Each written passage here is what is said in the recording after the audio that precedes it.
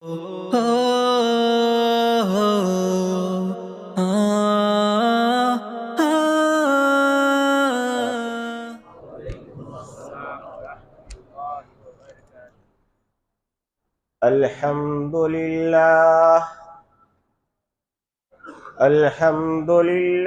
नहमदुहु व नस्तईनुहु व नस्तगफिरुहु व नु'मिनु बिही व नतवक्कलु अलैहि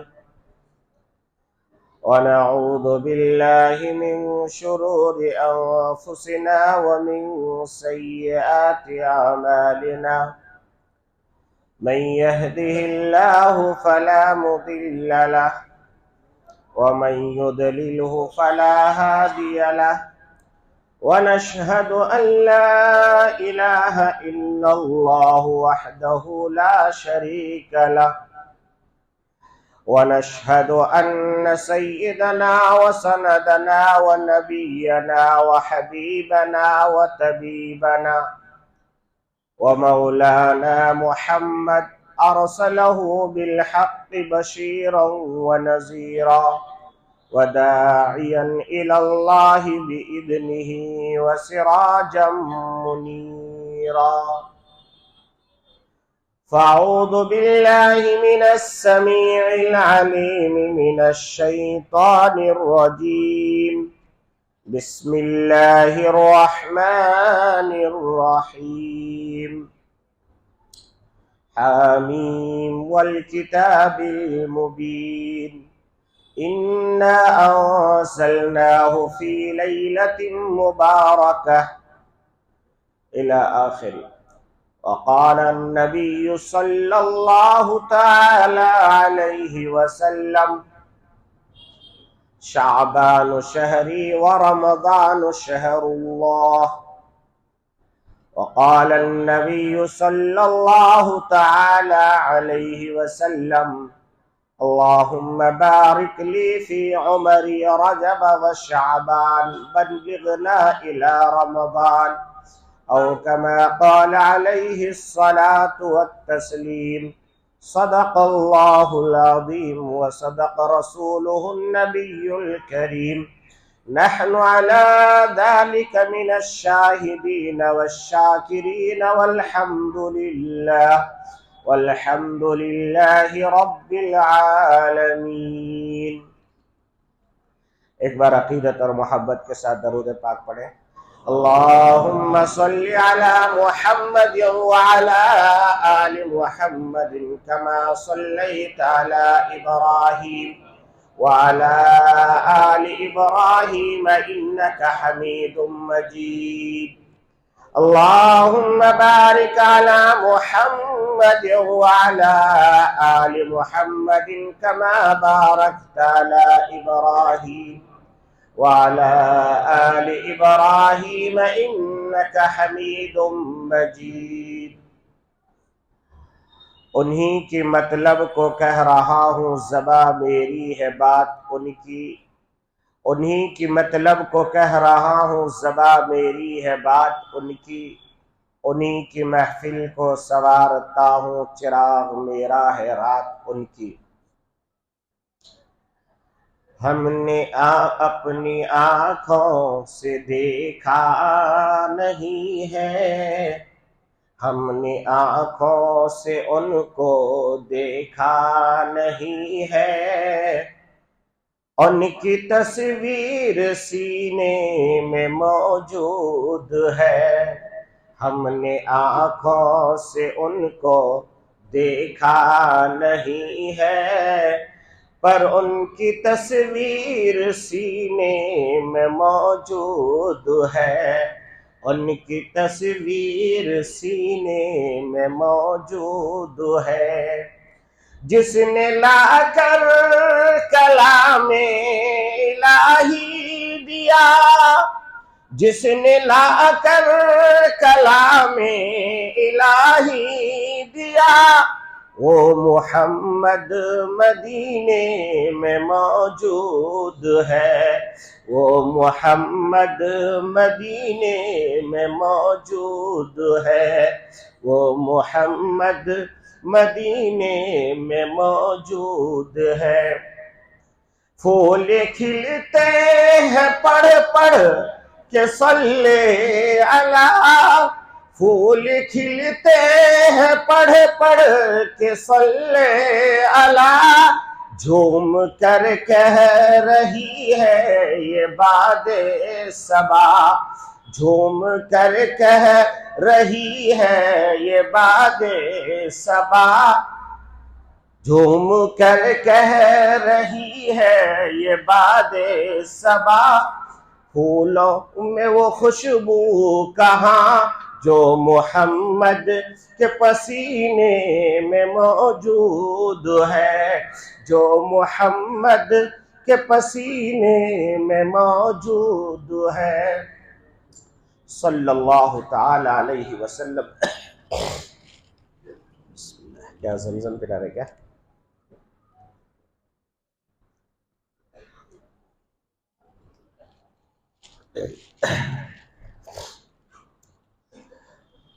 अल्लाह रब्बुल इज़्ज़त का बेइंतहा करम और एहसान हुआ कि अल्लाह तबारक व तआला ने आज हम सबको ईमान और यकीन के साथ, सेहत व आफियत के साथ, अमन और शांति और सलामती के साथ इस अज़ीमुश्शान मस्जिद हिरा बापूजी नगर में हम सबको इस पाकीज़ा रात में अपनी इबादत के लिए जमा फरमाया। अल्लाह तबारक व तआला से दुआ फरमाए कि अल्लाह तबारक व तआला हम सब के जमा होने, कहने और सुनने को बेहद कबूल फरमाए और हम सबको इस पर अमल की तौफीक अता फरमाए। आमीन या रब्बल आलमीन। सामिईन महतरम, अज़ीज़ान गिरामी, आज की रात बड़ी फजीलत की रात है। रात के नाम को जरा गौर से देखें। इस रात को कहते हैं शबे बराअत, यानी एक ऐसी रात है जो जहन्नम से निजात दिलाने वाली है, परेशानियों से छुटकारा दिलाने वाली है, पूरे साल के दुख और तकालीफ से निजात दिलाने वाली है, कर्जदारी से निजात दिलाने वाली है, बीमारियों से निजात दिलाने वाली है। मगर नौजवानों से पूछिए तो वो कहेंगे विलिंग करने वाली है। रोडों पे जाके गाड़ियों का टक्कर मारने वाली रात है। माँ बाप से आंखें चुरा करके चाबी लेकर के भाग जाने वाली रात है। यही है ना? क्या कहते हैं आप लोग? बोलेंगे कि नौजवान तो यहाँ है ही नहीं, सब सौदेड़ उम्र वाले नौजवान तो रोड के बाहर है। क्या तमाशा बना दिया हमने। आज की रात यकीनन बड़ी प्यारी रात है। इस रात में जो अपने रब को, रूठे हुए रब को मना लेगा, फिर पूरे साल उसे कोई तकलीफ करीब नहीं आएगी। अल्लाह तबारक व तआला कुरान मजीद के अंदर इरशाद फरमाते हैं, हामीम वल किताबिल मुबीन इन्ना अंज़लनाहु फी लैलतिन मुबारकतिन इन्ना कुन्ना मुंज़िरीन फीहा युफ़रक़ु कुल्लु अम्रिन हकीम। अल्लाह तबारक व तआला फरमाते हैं, ऐ लोगों, आज पार्लियामेंट में तमाम बिल पास होने वाली रात है। मुसलमान नहीं बल्कि पूरे इंडिया के लोग 2023 के बिल का इंतजार कर रहे थे कि हमारे वजीर मालियात, हमारी मैडम क्या क्या बिल पास कराएगी, उसमें अकलियतों का बजट कितना होगा, उसमें मुसलमानों को क्या मिलेगा। आपने देख लिया कि उसमें क्या मिला और क्या नहीं मिला। हजारों करोड़ की कटौती हो गई। मगर मुसलमान तो है कि वो रब पर राजी रहता है, वो रब का दरवाजा खटखटाता है। अल्लाह तबारक व तआला फरमाते हैं, मुसलमानों, तुम्हें दुनिया के बजटों पर नहीं, तुम्हें अर्श आजम के बजटों पर तुम्हारी नजर होनी चाहिए। अल्लाह तबारक व तआला के यहाँ आज बजट पास होगा कि ये अगला साल कौन सा बंदा कितना कमाएगा, ये पूरे साल में कौन सा बंदा कितना अल्लाह के रास्ते में खर्च करेगा, ये कौन सा बंदा कौन कौन सा अच्छा अमल करेगा। मेरे भाइयों, कुरान कह रहा है कुल्लु अम्रिन हकीम अमरम मिन इंदिना। अल्लाह तबारक व तआला फरमाते हैं कि सारे मसाइल तो एक बार में लिखा जा चुका, मगर एक साल का बजट मैं आज दिया करता हूँ। ओ बापूजी, नगर मस्जिद हिरा में बैठे हुए मुसलमानों, अब तुम्हारा जो जी चाहे तुम करा लो।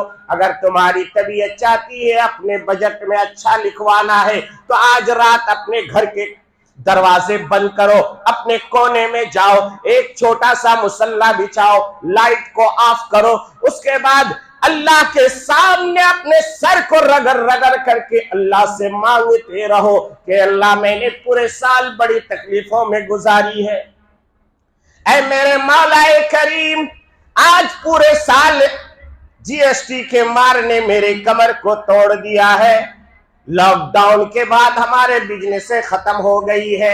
ऐ प्यारे रब्बे करीम, आप तो 70 माओं से ज्यादा मोहब्बत करने वाले, एक माँ की मोहब्बत का तकाजा यह है कि माँ अपने आप को तकलीफ में डाल देती मगर अपने बच्चे को कभी तकलीफ में देखना गवारा नहीं करती है, बल्कि माँ बाप तड़प जाते हैं अपने बच्चों की प्यार में डूब करके जो है बच्चे को आराम और राहत की जिंदगी देते। तो वो मेरा रब्बे करीम जिसने हमेशा कहा नब्बी बादी अन्नी अनल गफूरुर रहीम, और मेरे प्यारे बंदे तू कहां भटक रहा है, मैं गफूरुर रहीम हूं, मैं देने वाला, मैं अता करने वाला, मैं माफ करने वाला, मैं तेरे रोजी रिस्क में इजाफा करने वाला।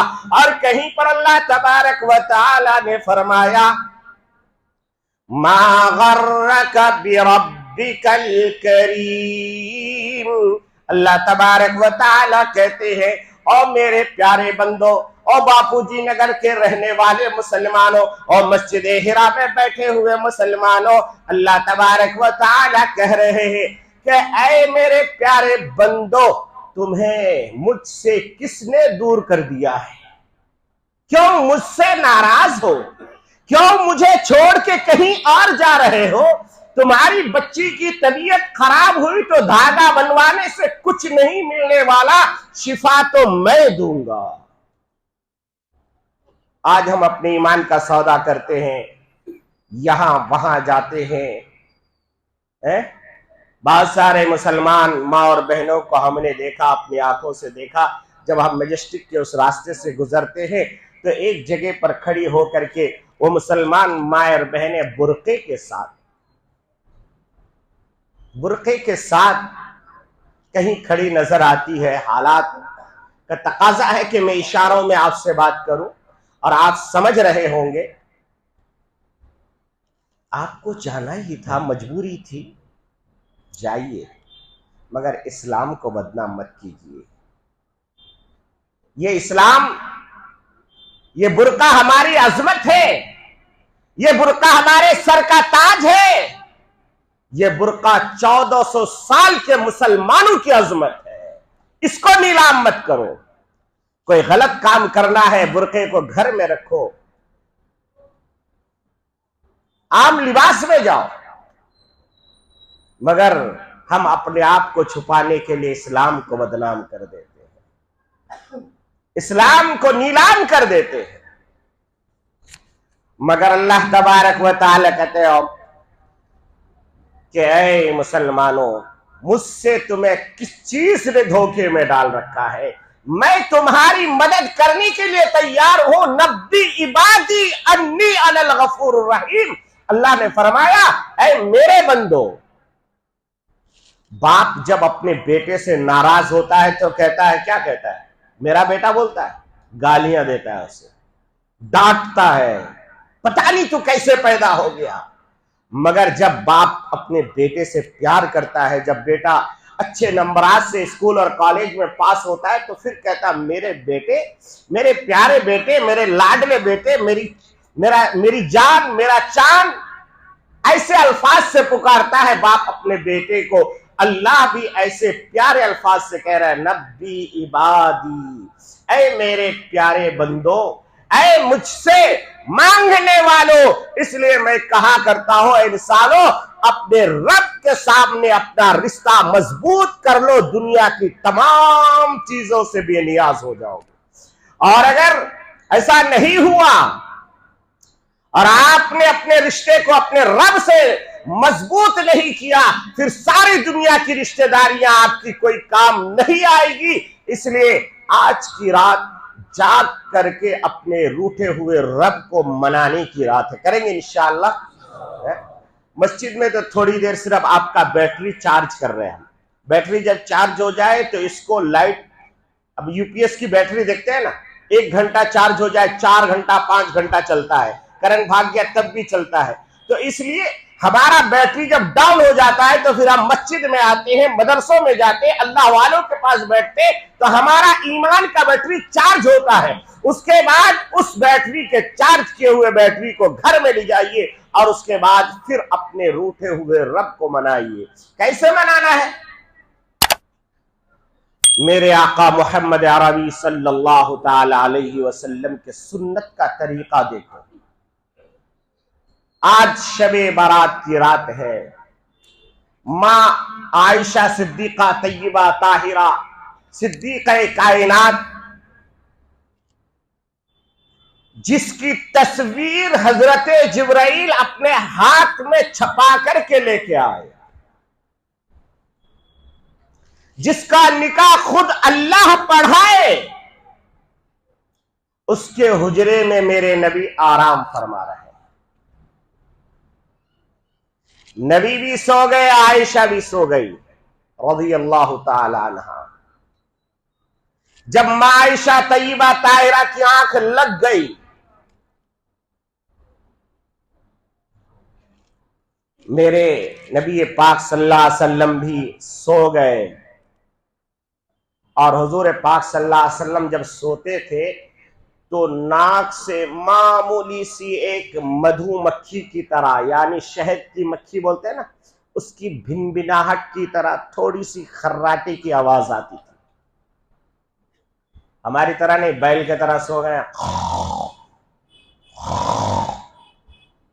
आजू आजू कोई नहीं सो सकता। सो सकता है? ऐसा जोर जोर से मार रहा है, क्यों? सुन्नत के तरीके को भूल गया हो, उसको मालूम ही नहीं कि सुन्नत तरीका क्या है। इतनी जोर से कि बाजू के घर वाले की भी आंख खुल जाए। मगर मेरे आका सल्लल्लाहु अलैहि वसल्लम जब सोते थे तो आवाज आती थी, ऐसा लगता था जैसे कोई शहद की मक्खी की भिनभिनाहट है और कानों में रस घोल रहा है और मजे की नींद आ रही है। सुभान अल्लाह कह दीजिए एक बार, सवाब मिलेगा इंशाअल्लाह। अल्लाह के नबी भी सो गए, हजरत आयशा रज़ी अल्लाह ताला अन्हा भी सो गई। फिर मेरे आका सल्लल्लाहु अलैहि वसल्लम की आंख खुली, आप चुपचाप उठे ताकि हजरत आयशा को भी पता न चले। उठने के बाद आपने वजू फरमाया और सीधा आप जन्नतुल बकी तशरीफ ले गए। जन्नतुल बकी में एक कोने में जाकर के आप अपने सर को सजदे में रख दिया और रोने लगे, रोने लगे, रोने लगे। इस कदर रोए, इस कदर रोए। इधर हुजूर जब रो रहे हैं तो हजरत आयशा तय्यबा ताहिरा की आंख खुल गई। अब वो देखे कि हुजूर नहीं है, परेशानी लाई कोई, क्या हुआ, कहां चले गए। आजू बाजू देखे, कहीं नजर नहीं आए। फिर जो है दूसरे उम्महातुल मुमिनीन के यहां गई, वहां भी नहीं। तलाश करते करते करते करते हजरत आयशा खुद फरमाती है, मैं डर गई कहीं ऐसा तो नहीं कि कोई हुजूर को उठा के ले गए हो, इसी डर के मारे में ढूंढते ढूंढते जब मैं अपने हुजरे से बाहर निकली और जन्नतुल बकी के करीब गई तो मुझे रोने की आवाज आने लगी। मालूम यह हुआ कि आज की रात की इबादत चुपचाप होनी चाहिए, लाइटिंग में नहीं होनी चाहिए, लोगों में तमाशा करके नहीं होनी चाहिए, होटलबाजी में नहीं होनी चाहिए। आज की रात तो तन्हे तन्हा खुद गुनहगार हो और रब्बे सत्तार हो। अल्लाह से कहा जाए, अल्लाह आज तक जिस गुनाहों को तूने पर्दे में रख रखा है, आज आप डिलीट की बटन दबा करके मुझे माफ कर दीजिए, खत्म कर दीजिए। ए अल्लाह, मैंने पूरे साल आपको नाराज किया है, आज मैं तेरे दरबार पे आ चुका हूं और आप घर के उस कोने में जाकर के लाइट ऑफ करके रोते रहे रोते रहे रोते रहे। आपकी रोनी की वजह से आपकी बीवी की आंख खुल जाए। ऐसा नहीं, क्या हो गए, क्या जे सो रहे हो तुम लोग? आज शबे बारात तुमने मालूम होता नहीं, इबादत करने होता नहीं, कुरान पढ़ने होता नहीं। अरे भाई, तू कर रहा कौन सा एहसान कर रहा है भाई? बेचारी सारा दिन काम काज करके घर की सफाई करके तेरे लिए बिरयानी बना के वो थक चुकी है, तभी तो तू बिरयानी खा के मस्जिद आया है। अब कौन सा एहसान कर रहा है कि अपनी बीवी को जाके जगा रहा है? भाई, अगर वो सो गई है उसको आराम से सोने दीजिए। आप जाइए मस्जिद से बाहर जाके उस घर में एक मुसल्ला बिछा करके खूब रोइए, खूब रोइए। आपकी रोने की वजह से उनकी आंख खुल जाए और फिर आप दुआ में कर रहे हैं, अल्लाह मेरी बीवी बड़ी प्यारी है, दिन रात मेरे लिए मेहनत करती है, मजदूरी करती है, घर की सफाई और बच्चों का ख्याल रखती है। मैं घर से बाहर चला जाता हूं मगर मेरी बीवी अपने मालों की भी हिफाजत करती है। ऐ मेरे मौलाए करीम, मेरी बीवी की सेहत में, मेरी बीवी की जो है तंदुरुस्ती अता फरमा, सेहत में बरकत अता फरमा और उनकी तमाम बीमारियों को दूर फरमा। जब आप इस तरीके से दुआ मांग रहे होंगे, बीवी की कानों में यह आवाज जाएगी कि ये मेरा शौहर मेरे लिए इतनी दुआएं कर रहा है। उसके दिल में भी मोहब्बत जागेगी और उसी मोहब्बत के मारे में वो भी वजू करेगी और वजू करने के बाद वो फिर मुसल्ला एक दूसरे कोने में बिछा करके नाजुक नाजुकात अल्लाह के सामने उठाएगी और वो फिर दुआ करेगी, ऐ मेरे मौलाए करीम, मेरा शौहर बड़ा नेक है, दिन भर मजदूरी करता है, कभी हाथ लगता कभी नहीं लगता, कभी बिजनेस कामयाब होता कभी नहीं होता। ऐ मेरे मौलाए करीम, मेरे शौहर के कमाई में बरकत अता फरमा। कसम खुदा की कितना प्यारा घर होगा वो जो शौहर बीवी के लिए दुआ कर रहा हो और बीवी शौहर के लिए दुआ कर रही हो। अब इधर से भी रोने की आवाज, इधर से भी रोने की आवाज। बच्चे बीच में सो रहे थे, अचानक बच्चों की आंख खुली, बच्चों ने देखा क्या माजरा है, इधर माँ रो रही है, इधर बाप रो रहा है, परेशानी क्या है। अब बच्चों की आंख खुली, बच्चों ने देखा कि माँ बाप क्या दुआ कर रहे हैं, अल्लाह मेरा बेटा बड़ा मेहनत कर रहा है, स्कूल और कॉलेज में टॉप लाना चाहता है, तू पता नहीं किसे किसे अच्छे नंबरात दे देता है। ऐ मौला, मेरे बच्चे को भी अच्छे नंबरात से नवाज दे, मेरे बच्चे को टॉपर बना दे, मेरे बच्चे को कॉलेज और यूनिवर्सिटी में ऐसा टॉपर बना के दुनिया रश करने पर मजबूर हो जाए।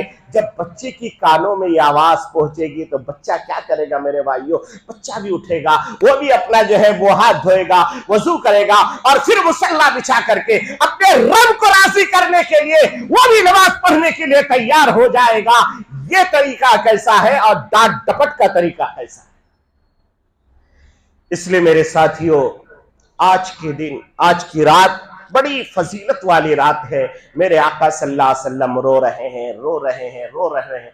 हजरत आयशा सिद्दीका तय्यबा ताहिरा पहुंच गई और पहुंचने के बाद देखती क्या है कि अल्लाह के नबी सल्लल्लाहु अलैहि वसल्लम फरमा रहे हैं, अल्लाहुम्मा रहमनी उम्मती, अल्लाहुम्मा रहमनी उम्मती।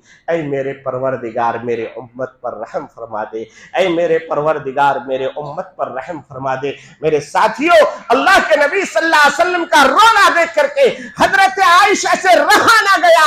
हजरत आयशा ने जाके दोनों शानों को पकड़ लिया और कहा, अल्लाह के नबी बस कीजिए, बस कीजिए, कहीं ऐसा ना हो कि आपकी जो रूह ना निकल जाए, आपकी हलाकत ना आ जाए।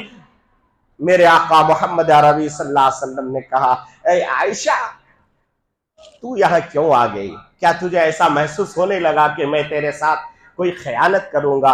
आज की रात बड़ी प्यारी रात है। आज की रात अल्लाह तबारक व तआला बनु किलाब की बकरियों के बालों के बराबर लोगों की मग़फ़िरत फरमा दिया करते हैं। इसलिए मैं अपने रब से उम्मत को बख्शवाने के लिए आया हूं, उम्मत की माफी मांगने के लिए आया हूं। मेरे साथियों, आज की रात अल्लाह के सामने गिड़गिड़ाइए, माफी मांगिए, अल्लाह तबारक व तआला से रोजी रोटी मांगिए। अल्लाह के नबी सल्लल्लाहु तआला अलैहि वसल्लम ने फरमाया, चंद लोगों की मग़फ़िरत आज भी नहीं होती, चंद लोगों की मग़फ़िरत आज भी नहीं होती। आज जबकि रहमत की बारिश हो रही है, जो तौबा कर रहा है माफी मिल रही है, मगर चंद लोगों की मग़फ़िरत नहीं होती। उनमें से दो एक बातें मैं बता करके अपनी बात खत्म करूंगा, इसलिए कि मैं मुसलसल लंबे सफर में था, कई आधे हिंदुस्तान का सफर करके हमारे सदर साहब के इसरार और आप सबकी मोहब्बत, बापूजी नगर और हीरा मस्जिद वालों की मोहब्बत में भूल नहीं सका। इसलिए सफर को बीच में रोक करके मैं कल रात तकरीबन 3 बजे यहाँ पहुंचा कि नहीं, बापूजी नगर वाले इतने मोहब्बत से बुलाते हैं तो मुझे जाना चाहिए। मैं ये सोच करके आ गया, इसलिए ज्यादा देर तो नहीं, बस थोड़ी 2-4 बातें और आपसे मैं करूंगा। जाने का बिल्कुल माहौल न बनाए और हो सके तो और सट के बैठे, ताकि पीछे जो नीचे लोग जा रहे हैं उनको भी जगह मिल जाए, क्योंकि इस हाल में जो रहता है ना वो मामून रहता है। हदीस में आता है, मन सज्जा सुज्जा, जो कट गया वो कट गया, समझ में आ रहा है, और जो जुड़ गया वो जुड़ गया। इसीलिए जमात की फजीलत है, जमात की नमाज की फजीलत इसी माने कर है। अकेला पढ़ेगा वसवसा आएगा, ध्यान कहीं और रहेगा। जब जमात के साथ पढ़ेगा तो इमाम साहब उसके जामिन हो जाएंगे, उसका दिल दिमाग कहीं और घूम रहा है, मगर नमाज तो इमाम साहब पढ़ रहे हैं, सवाब इमाम साहब की बरकत से आपको मिल रहे हैं। आज से इनको कुछ नहीं मिल रहा। आप ये मुझसे जो 15,000 दिया, 20,000 दिया तो बहुत बड़ा कमाल करता है। 20,000 आज का आदमी कुली करके कमा लेता है। ये तो उलमा की कुर्बानी है। उन्होंने कभी पैसे को नहीं देखा, उन्होंने ये देखा कि ये मुसल्ला, ये नियामत, ये हमें सरकार दो आलम सल्लल्लाहु अलैहि वसल्लम से मिली है, हमें इसकी हिफाजत करनी है। हमें मिल जाए तो खा लेंगे, नहीं मिलेगा रोजा रखेंगे, मगर इमामत के फराइज को हम अंजाम देंगे। नतीजा ये हुआ, आज तक हिंदुस्तान में कोई ऐसी जगह नहीं मिलती जहां पर हमारे इमाम और मुअज्जिन जो है अपनी कुर्बानी देकर के मस्जिद को आबाद न किया हो। बहुत सारा कंपनी मिल जाएगा आपको, सीओ गायब है, क्यों नहीं भाई, तनख्वाह कम नहीं रहता। कंपनी वाले स्ट्राइक किए हुए, क्या बात है। अभी कुछ दिन पहले मैं अखबार में पढ़ा था कि हमारे कर्नाटक के जो जितने भी सेंट्रल सर्विस में है वो लोग स्ट्राइक पे जाने वाला, गया नहीं गया मुझे मालूम नहीं, मैं सफर में चला गया था तो गया या नहीं गया मालूम नहीं, मगर पढ़ा था मैं कि वो लोग स्ट्राइक पे जाने वाले। क्यों भाई, तनख्वाह कम है। मगर किसी आलिम ने स्ट्राइक किया, किसी मदरसे वाले ने, मस्जिद वाले ने नहीं। भाई लॉकडाउन है, आधी तनख्वाह अल्हम्दुलिल्लाह, नहीं देंगे तनख्वाह अल्हम्दुलिल्लाह, अरे अल्लाह हमें खिलाएगा। और मौलवियों को अल्लाह इतना अच्छा खिलाता है कि किसी और को खिलाता भी नहीं इतना अच्छा। क्यों? इसका ताल्लुक अल्लाह से होता है। अल्लाह के ऊपर भरोसा कर लिया इसने। जैसे परिंदों को देखिए, हराम चीज नहीं खाती, वो लोग हलाल खाती है, उनकी कोई दुकान नहीं होती, कोई तिजारत नहीं होती, मगर भरोसा उनका अल्लाह पर होता है। अल्लाह तबारक व तआला उनको सुबह को खाली पेट निकालता है अपने घोंसलों से, मगर शाम में जब परिंदा अपने घोंसलों पे आता है बिना किसी तिजारत के पेट उनका भरा हुआ होता है। अल्लाह पर जो भरोसा करता है अल्लाह तबारक व तआला गैर से उनकी मदद फरमाते। तो मैं आपको बताऊं कि चंद लोगों की मग़फ़िरत आज भी नहीं होती। उनमें से नंबर 1, दायमी शराब पीने वाला, मुसलसल शराब में लत अल्लाह अकबर, अल्लाह अकबर। क्या मुसलमान शराब पी सकता है?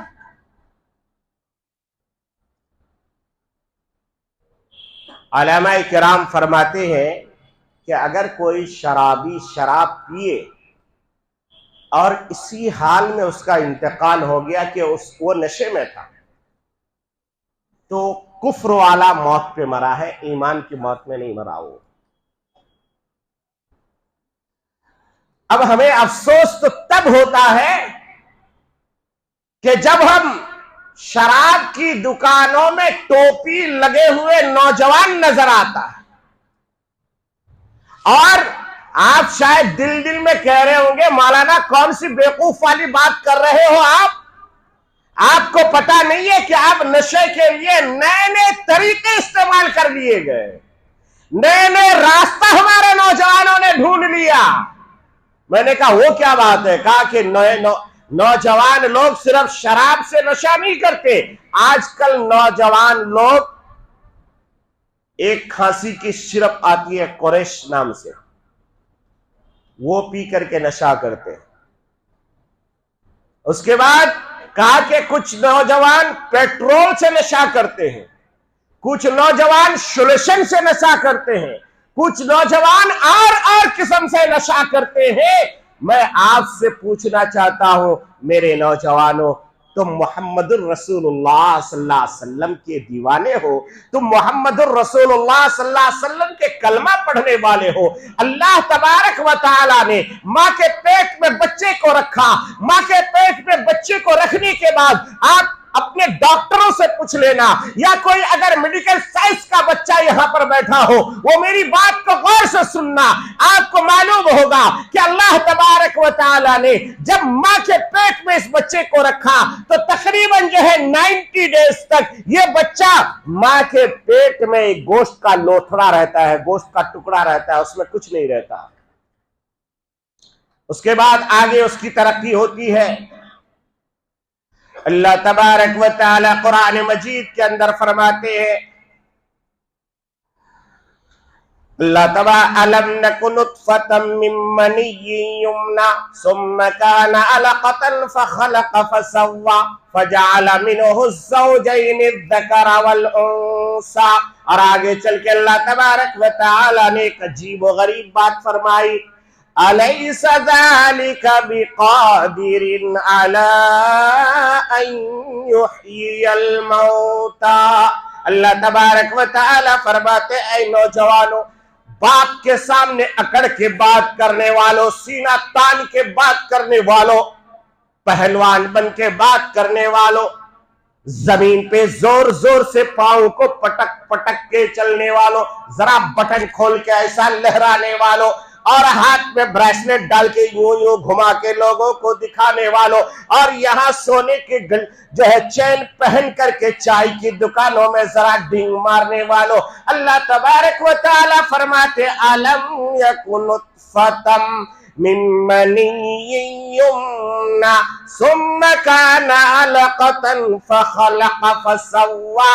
अरे तू किस बात पे फख्र कर रहा है, किस बात से घमंड कर रहा है, किस बात में अकड़ रहा है, किस बात में अपने माँ बाप को सता रहा है? अल्लाह तबारक व तआला फरमाते हैं कि तुम्हारी पैदाइश मैंने एक गंदे पानी के कतरे से किया, कूदते हुए मनी से किया।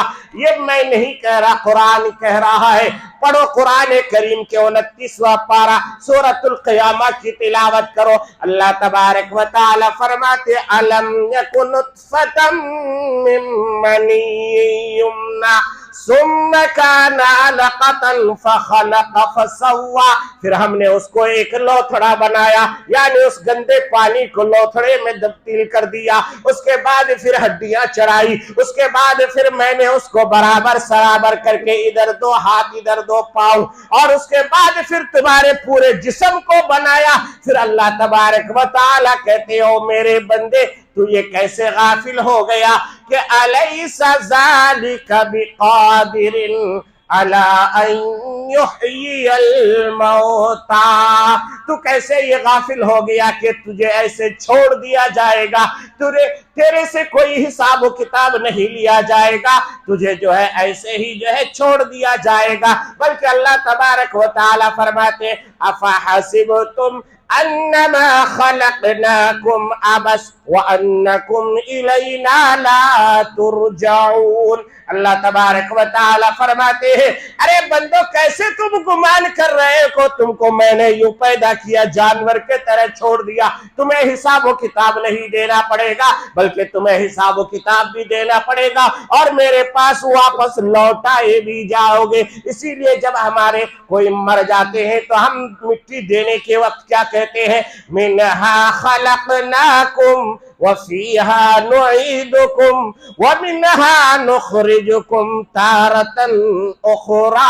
अल्लाह तबारक व तआला का बंदा कह रहा है, ओ मेरे प्यारे बंदे, तुझे आज मैं अपने हाथों से इस मिट्टी में दफन कर रहा हूं, इसलिए कि तू इसी मिट्टी से बनाया गया था, फिर इसी मिट्टी में लौटाया गया, फिर इसी मिट्टी से दोबारा वापस जिंदा किया जाएगा, फिर अल्लाह के सामने तेरी हाजिरी होगी। वहां पर जो है अल्लाह तबारक व तआला के दरबार में जब बंदे की हाजिरी होगी तो बंदा कहेगा, बंदा झूठ बोलने की कोशिश करेगा। क्या करेगा? झूठ बोल की आदत है ना, इंसान झूठ बोलता है। मगर आजकल देखिए अल्लाह तबारक व तआला इस झूठ को पकड़ने के लिए हम सब के हाथ में एक मोबाइल दिया कि नहीं। अब आप मोबाइल में कॉल करते हो, उधर से वो रिकॉर्ड कर रहा है। अब अगर झूठ बोलोगे तो वो रिकॉर्डिंग आपको भेज देता है, बोलता है देख ले भाई, तूने ये वादा किया था, आज का वादा था, तूने खुद कहा था। ये क्या है? ये साइंस की तरक्की नहीं, ये इस्लाम की तरक्की है। इस्लाम ने कहा था कि तुम्हारे हर चीज को रिकॉर्ड किया जा रहा है। किरामन कातिबीन यअलमून मा तफअलून, क्या इंसानों जो जो तुम कर रहे हो तुम्हारे फरिश्ते लिख रहे हैं। अब ये हमें समझ में नहीं आता, कैसे लिखेगा भाई, यहां तो लिखने के लिए कागज भी नहीं, पेन भी नहीं। अब मोबाइल में कोई कागज पेन है क्या? रिकॉर्डिंग है क्या? वहां पर कुछ भी नहीं है। मगर देखो हमारी बातें रिकॉर्ड हो रही है। मोबाइल की बात है तो एक बात सुनाते चलो, बिरयानी ठंडी तो नहीं हो रही? सुना इमाम साहब? माशाल्लाह। अच्छा, शब कदर में बिरयानी होती है, माशाल्लाह। नहीं, आज भी लोग खाते हैं ना, मीठा उठा कुछ खाते हैं। अच्छा, माशाल्लाह। बात मोबाइल की आई तो एक बताता चलो, आजकल इस मोबाइल ने, बैठ जाइए बस 2-4 मिनट में मैं खत्म करूंगा। पेशाब उशाब के लिए जा रहे हैं तो जा सकते हैं, उसके लिए मना नहीं है। आजकल इस मोबाइल ने हमारी पूरी उम्मत को तबाह कर दिया, बर्बाद कर दिया। नौजवान भी मोबाइल में तबाह, बच्चे भी मोबाइल में तबाह, बच्चियां भी मोबाइल में तबाह, घरवाली भी तबाह। जो घरवाली डेली कुरान पढ़ती थी, अब उनको मोबाइल में दिल लगता है, कुरान में दिल नहीं लगता। आपने भी देखा होगा अपने वालिदैन को, थोड़ी टाइम मिला तो वजू करके औरतें कुरान लेके बैठ जाती थी। मर्द भले नहीं पढ़ता था मगर औरतें जरूर पढ़ती थी। सुबह को यासीन शरीफ की तिलावत, दोपहर में सूरतुल रहमान की तिलावत, मगरिब के बाद सूरतुल वाक़िया की तिलावत, इशा के बाद जो है सूरह मुल्क की तिलावत, सूरह तगाबुन की तिलावत। ये सारी तिलावतें औरतें कसरत से करती थी। मगर इस मोबाइल की लानत ने हमें इतना बेदीन बना दिया कि औरतें मजबूरी में मोबाइल ऑफ करके नमाज में खड़ी होती, वरना वो टाइम भी मोबाइल ही में पास हो रहा है उनका। पहले तो ये था कि घर में एक टीवी लगती थी, उस टीवी में बीवी भी देखते थे, बच्चे भी देखते, मगर अब तो हर बच्चे के हाथ में टीवी है, हर बच्चे के हाथ में है, हर औरत के हाथ में। ये मोबाइल एक ऐसा खिलौना हो गया है कि अल्लाह हम सब की हिफाजत फरमाए। नई नवेली 2 बंदों की शादी हुई, यानी एक लड़की की एक लड़के की। दोनों माशाल्लाह खुशगवार जिंदगी गुजार रहे थे, 2-4 महीने गुजरे, मगर बच्ची को मोबाइल से बड़ी इश्क व मोहब्बत। और लड़का तो माशाल्लाह, लड़का भी कोई कम नहीं है, वो भी बहुत आगे रहता है मोबाइल में, है ना। लॉक डाल देता है उसमें ताकि पर्सनल चीजें मालूम ना हो। क्या क्या गुल खिलाता है ये नौजवान ही जानते होंगे। एक दिन बच्ची कहने लगे कि क्या जी 6-7 महीने हो गए, कहां भी घुमाने ले गए नहीं, तुम्हें मुझसे मोहब्बत ही नहीं करते। तो ये नौजवान लड़का कहने लगा, ए मेरी जान, तू तो मुझसे जान से भी ज्यादा मोहब्बत करता हूं मैं तुझसे, तू तो मेरी जान है, ये है वो है। बहुत कस्में खाया नौजवान बेचारा, जितना कस्में खाता उतनी उसकी बीवी बोलती आई हो ये सब क्या, भी नहीं, चुप के बकवास कर ले कोई तुम्हें। बाद में ये नौजवान सोचा, यार मेरी बीवी को मोबाइल से बड़ी मोहब्बत है। किससे? मोबाइल से बड़ी मोहब्बत है, तो इसका ही एग्जाम्पल देना। तो उसने कहा, मेरी जान, तेरे बगैर मेरी जान ऐसी है जैसे सिम के बगैर मोबाइल। क्या? सिम के बगैर मोबाइल। बोला, देखिए ये मेरा मोबाइल है ना, इससे सिम निकाल लिया तो क्या भी काम आता क्या? क्या भी नहीं, बेकार होगा, ना कॉल आता, ना जाता, ना मैसेज कर सकता। तो तू मेरी सिम है, मैं तेरा मोबाइल हूं। बच्ची खुश हो गई, बच्ची खुश हो गए। क्या जी तुम्हें मिसाल दिए, माशाल्लाह बहुत अच्छी मिसाल दिए। चलो जी, इस खुशी में तुम ना, मैं एक कड़कदार चाय बना के पिलाती हूं घर को।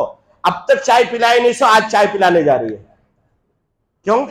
मिसाल उतना अच्छा मिला ना घर को। ये बेचारी जो है चाय पत्ता वगैरह लेको किचन में चाय बनाने बैठी, ये नौजवान शायद बापूजी नगर का था, उठा के मोबाइल चूम रहा है।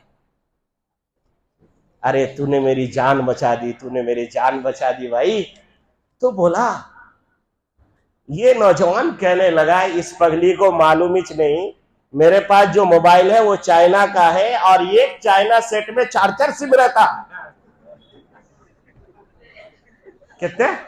4-4 सिम रहते। मेरे अजीज दोस्तों और बुजुर्गों, इस मोबाइल की लानत से अपने आप को बचाओ, अपने बच्चों को बचाओ। ये मोबाइल हमारा दीन तो खा ही रहा है, दुनिया भी तबाह कर दे रहा है।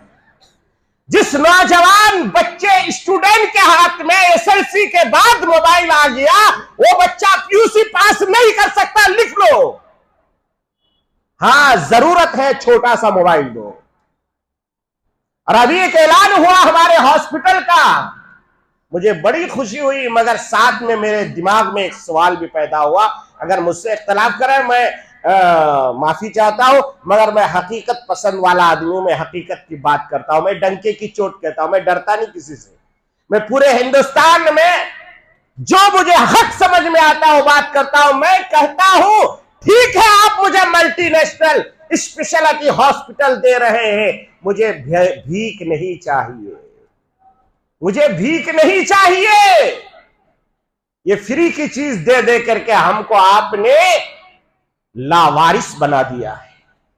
अगर हमें देना ही है तो परसेंटेज के हिसाब से अपनी पार्टी से कहिए कि हमें एमएलए का टिकट दे। है हिम्मत तो करो बात, हम भी बात करना चाहते हैं। हर पार्टी से ये डिमांड रखो आप, हमारी परसेंटेज जो यहां कर्नाटक में है उस परसेंटेज के हिसाब से मुसलमानों को टिकट मिलना चाहिए, तभी तुम्हारी कामयाबी होगी मेरे भाइयों। और सिर्फ हमें फ्री में हॉस्पिटल, फ्री में जो है पानी का डब्बा, फ्री में हमारे रोड, इन चीजों से हमारी उधार होने वाली नहीं, हम तरक्की करने वाली नहीं। हाँ, अगर बहुत ज्यादा मेहरबानी करना चाहते हैं, हम ना एक मेडिकल कॉलेज खोल के दीजिए, हमारे बच्चे डॉक्टर बनना चाहते हैं, हमारे को अगर देना ही चाहते हैं, हमारी करोड़ों नहीं अरबों की जायदाद यहाँ की गवर्नमेंट खा रही है वक्फ बोर्ड की। मैं पूछना चाहता हूं, अगर आप देना ही चाहते हो वक्फ बोर्ड के नाम से कोई जो है इंजीनियरिंग कॉलेज हमारे लोगों को खोल के दो, कोई मेडिकल कॉलेज खोल के दो। ये क्या आप झुंझुना दे रहे हो हमें कि हम झुंझुना बजाते रहे? एक हॉस्पिटल कितने लोगों का इलाज होगा भाई? और फिर डॉक्टर कौन रहेंगे वहां पर? बहुत अच्छी बात है, कोई कर रहा है, मैं उसके लिए दुआ गो हूं। अल्लाह तबारक व तआला हमारी जिंदगी में उस हॉस्पिटल को बना दे, क्योंकि अभी तो वो संगे बुनियाद आ रहा है, अभी मेंढक बहुत निकलेंगे, अभी इलेक्शन आ रहा है। किसी शायर ने किसी जमाने में कहा था कि सरहद में दोनों तरफ तनाव है क्या, पूछो जरा इलेक्शन है क्या। जब इलेक्शन आता है तो ये सारे काम होते हैं। अल्लाह करे हम हर हुकूमत का सपोर्टर है, मगर हम उस हुकूमत का सपोर्टर बनेंगे जो हम ना परसेंटेज के हिसाब से हमारे को टिकट देगा। हमारे भाई विधानसभा में जाएगा, हमारे भाई पार्लियामेंट में जाएगा, तभी हमारी बात निकल सकती है। बहरहाल मैं आपको बता रहा था कि आज की रात कुछ लोगों की मगफिरत नहीं होती, उसमें नंबर 1 नशेड़ी की मगफिरत नहीं होती। नशेड़ी चाहे वो शराब से नशा कर रहा हो, चाहे वो सोल्यूशन से नशा कर रहा हो, चाहे वो पेट्रोल से नशा कर रहा हो, चाहे और वो किसी चीजों से नशेड़ी नशा कर रहा हो, ऐसी नशेड़ियों की मगफिरत नहीं होती। और ये नशेड़ी पैदा होते हमारी गलियों से, हमारी गलियों में है। इसलिए हम सब की क्या जिम्मेदारी है, कोई नौजवान अगर गलती से ऐसा कर रहा है, वो जब नशा से फारिग हो जाए, जब उसे होश में आए, उसको बैठाइए, समझाइए, नहलाइए, धुलाइए। और आसान सा तरीका है, उसको 4 महीने के लिए जमात में भेज दीजिए। इंशाअल्लाह मुझे उम्मीद है कि अगर वो 4 महीने की जमात में जाएगा तो नशा से तौबा करके नमाजी बन के वापस आएगा। 3 दिन 10 दिन में मत भेजना, नहीं तो जमात वाले को बदनाम करके आएगा। क्योंकि 3 दिन और 10 दिन में क्या भी कलर चढ़ता नहीं, फिर आके बोलते हैं ये जमात में जाके भी नशा छोड़ा नहीं। इसलिए कम से कम 4 महीने के लिए उसको भेज दीजिए जमात में। अगर वो गरीब है, पैसा उसके पास नहीं है, तो मोहल्ले वाली की जिम्मेदारी है कि वो चंदा करके उस नौजवान को भेजे। ये हमारी जिम्मेदारी है, करेंगे इंशाअल्लाह। ऐसा नहीं कौन की पी रहा है, जाने दो भाई, वो भी हमारा बच्चा है, वो भी मेरा एक भाई है। अल्लाह के नबी सल्लल्लाहु ताला अलैहि वसल्लम ने फरमाया, इन्नमल मुमिनूना इख्वतुन फअस्लिहू बैन अखवैकुम। तमाम के तमाम मुसलमान एक भाई के बराबर है और एक जिस्म के बराबर है। चोट इस अंगुली को लगे या इस अंगुली को लगे, रोती आंख है। तकलीफ आंख को नहीं होती, यहां होती है, मगर रोना आंखों से निकलता है, आंसू आंखों से, आह जुबान से। तो पूरी उम्मत ऐसी होनी चाहिए, कहीं भी तकलीफ हो रही हो, सारी उम्मत को दर्द होना चाहिए। तो 1 नंबर नशेड़ी, इस पर हम लोग इंशाअल्लाह काम करेंगे इंशाअल्लाह। नौजवान सब मिलकर करेंगे भाई। अच्छा, दूसरे नंबर आपसे मैं बताना चाहता हूं, ये हमारा बापूजी नगर का इलाका बहुत अच्छा खुशहाल इलाका है, अच्छे लोग भी रहते हैं। कितने बच्चे हमारे MBBS की तैयारी कर रहे, जरा हाथ उठाओ। कोई नहीं, कोई नहीं। अल्लाह अकबर, अल्लाह अकबर। बताइए क्या फायदा हुआ, मैं इतने सालों से आ रहा हूं, मेरा तो पूरी ताकत यही लगती है कि भाई पढ़ो तुम है? इतने लोगों में एक बच्चा भी BMBS की तैयारी नहीं कर रहा है, तो क्या हम बीमार नहीं होंगे? हमारा इलाज कौन करेगा? हमारी माँ और बहनों को अगर तकलीफ हुई तो उसे कौन देखेगा? भाई अफसोस का मकाम है। बेंगलोर जैसा शहर जो हिंदुस्तान का कल्ब कहलाता है, दिल कहलाता है, एजुकेशन के मामले में, इंफॉर्मेशन के मामले में, टेक्नोलॉजी के मामले में पूरी दुनिया का इमाम है बेंगलोर। और वहां के एक इलाका और उस इलाके के पूरे मोहल्ले की एक मस्जिद, और वहां पर अच्छा कोई मौजूदा डॉक्टर बैठा है यहां पर जो MBBS हो? वो भी नहीं। अच्छा कोई IAS है? वो भी नहीं। कोई IPS है? कोई KS है? नहीं। कैसे होगा हजरत? भाई ये उम्मत तो इमामत करने के लिए आई है। इस उम्मत का काम इमामत करना है। इमामत सिर्फ ये मुसल्ला नहीं, इमामत का मतलब है दुनिया के हर शोबे में हमारा आदमी आगे होना चाहिए।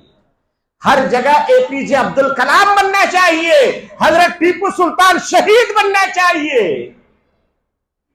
वो बनेगा कब? जब हमारे में कोई IAS निकलेगा, कोई IPS निकलेगा, कोई KS निकलेगा, कोई सिविल सर्विसेज की तैयारी करने वाला निकलेगा।